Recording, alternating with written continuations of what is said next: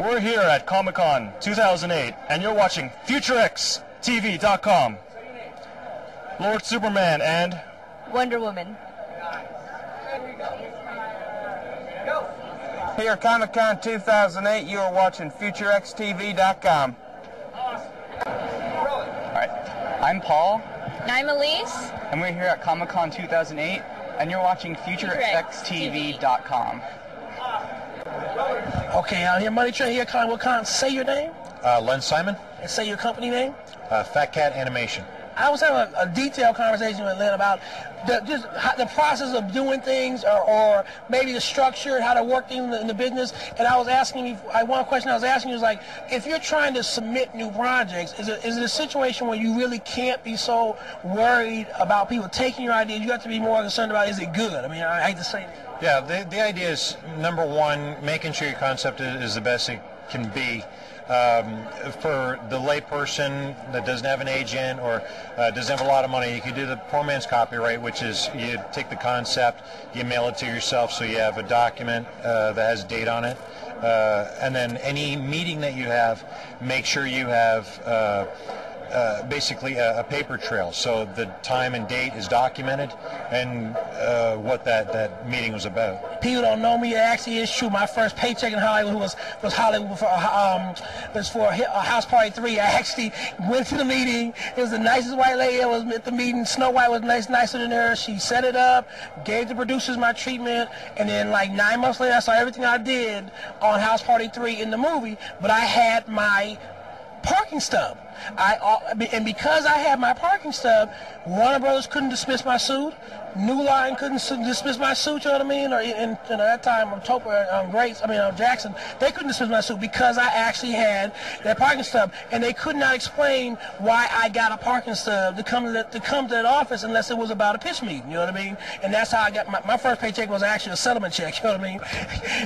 but I'm going back to the comic book side, okay? So then I get you this hot dope idea. Now, it's a situation where you're going back to your investor and say, look, okay, this is like, say, we were talking before, there's not enough Latino product, okay? So if someone I came with this great, okay, like, let's do Zorro for like 2020 or something like that. Zorro's come back, they took his DNA and found it on an Aztec or coin or something, you know what I mean? And now they recreated Zorro, but now Zorro, because like there's like, when we don't talk about this in the news, but like in Tijuana and all the areas down like with the border towns, those are like drug zones of death, you know what I mean? Literally people get shot all the time, but I don't see anybody trying to save them. I don't see any superheroes going down there. Batman's not going down there to stop the Tijuana drug lords. Superman, nobody, it's kind of the way as it goes. I mean, I don't speak the language, I guess. Something. Why do you think there hasn't been more of a push? Because Latino population is growing more. Why is it this slow? I really can't even name you a serious Latino superhero movie at all. I feel, my personal opinion, and this isn't reflective of anybody, but I think there's too much of a bias. I think they typeset Latinos as not having money. They would want to spend the money on a product. That means you don't have enough of a demographic to support your product, which means your product is an investment. So if you're going to spend X amount of money on a product, you want to make sure you're going to get the best return. And it's sad because what the Latino community is left with is very little. They get hand-me-downs. They get poorly dubbed old Disney film. They get Beverly Hills Chihuahuas coming out. I think that's the Frog and the Princess. You know what I mean? Were you excited? Next big Latino movie is going to be called it's the Chihuahua movie with George Clooney. Yeah. It is. Yeah. It is. It is going to be the next movie. But I mean, now going back also to animation on the minority side, when you heard about Frog and the Princess, you know what I mean? Were you excited and initially, Disney's breaking ground here, they're trying to go where they haven't gone before, and then the reality set in because you saw them not putting the same resources they would be into like a Pocahontas, or, you know what I mean, or something, or a Little Mermaid or something of that nature, even Hunchback, you know what I mean? No, I'm hoping that it ends up working out well for, like, especially the 2D division of animation, because I'm one of the, Fat Cat is one of the only surviving studios to actually be still making classical animated 2D films. And again, when I look at Disney doing this for the first time, I'm just hoping that they put enough resources, put enough marketing dollars behind it to make sure this is successful. Now, All the other studios will follow suit, I believe, if it is successful. I was actually around Disney around when my movie Max Kino came out in '91, but I was actually in '92 when I guess they started just, I don't want to say the word, dumping all the 2D work to South Korea and India. How has that changed as far as developing new talent when literally all of your work now is at the Gusong Yi Lee Studios and the Buka Bollywood Studios now? No, I think the benefit for a company like mine is that there's enough guys who are classically trained, they really good 2D animators. They move over to CG because there's no other work, but when you animate with a computer, it's sort of like puppeteering. It's like you don't have to draw anymore, which means if you hire someone right out of college, their drawings are equivalent to yours because they're using the same model.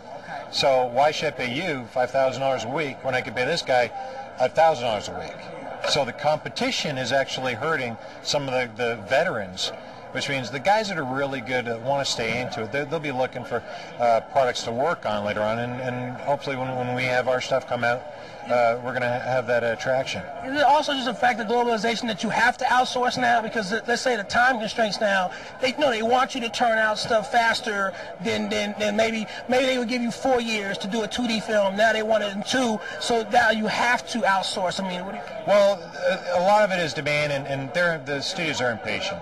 Now, what I'm doing right now is I have a crew of about 42 people in Arizona. And again, I keep everything in-house. So my employees are the only ones who work on the stuff for now because I'm independent. Is we just take a smaller crew, work on the projects over a larger amount of time, and we cut our budgets down significantly. So we're able to do a like full-length feature equivalent of $100 million plus budget for probably under $30 million. That's tight. Now, I was talking to you earlier about also there was a product named Africa. We won't say what studio, but it starts with an F and ends with an X. But if this product had actually gone on to go forward, I made a joke. I said, was anybody of African descent in the Africa project, allegedly? And I said, well, there really wasn't any at first, right? No, we had advisors and stuff, but most of the production, there wasn't really too many. I used to use for the designs and for my work, like I would work with people and show, like, again, my best friend at the time. But don't they know when they can just go to Comic-Con? Isn't it kind of like they know the pool of black animators and writers, so it's not like they can't find them. They have the black panel every day, but it's just still like I'm saying it's still a situation where you have a major corporation doing a major minority product.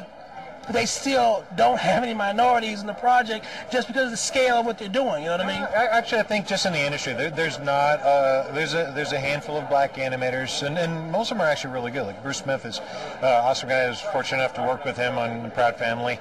But it's like women, the same thing. There's not a lot of female animators. Like there's a lot of females work in the industry, but there's not a lot that are animators, and it's just the numbers. Is it just not as